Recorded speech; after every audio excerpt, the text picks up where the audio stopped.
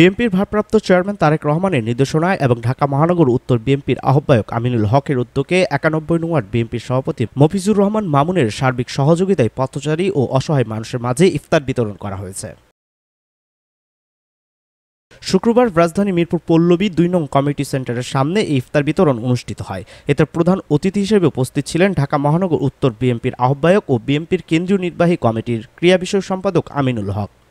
অনুষ্ঠানে আরও উপস্থিত ছিলেন ৯১ নং ওয়ার্ড বিএনপির সহসভাপতি আলিম উদ্দিন, ৯১ নং ওয়ার্ড বিএনপির সাংগঠনিক সম্পাদক নাইমুর রহমান, ৯১ নং ওয়ার্ড বিএনপি নেতা মোহাম্মদ রফিকুল ইসলাম, ৯১ নং ওয়ার্ড বিএনপির ১ নং সদস্য মুসলিম উদ্দিন মুসা, ৯১ নং ওয়ার্ড বিএনপির সাবেক সভাপতি নুরুল মুক্তাদির দিদার, ৯১ নং ওয়ার্ড বিএনপি নেতা দেলোয়ার চৌধুরী রুবেল, ৯১ নং ওয়ার্ড বিএনপি নেতা মমিনুর রহমান মমিন, ঢাকা মহানগর পশ্চিম ছাত্রদলের প্রতিষ্ঠাতা সাংগঠনিক সম্পাদক মাসুদুর রহমান খান মাসুদ, ৯১ নং ওয়ার্ড বিএনপির সহসভাপতি মাসুদ রানাসহ আরও অনেকে।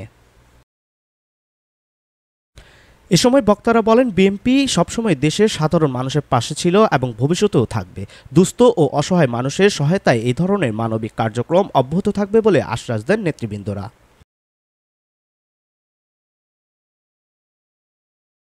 Mohammad Shariful Islam Robin, channel Muskan, digital desk.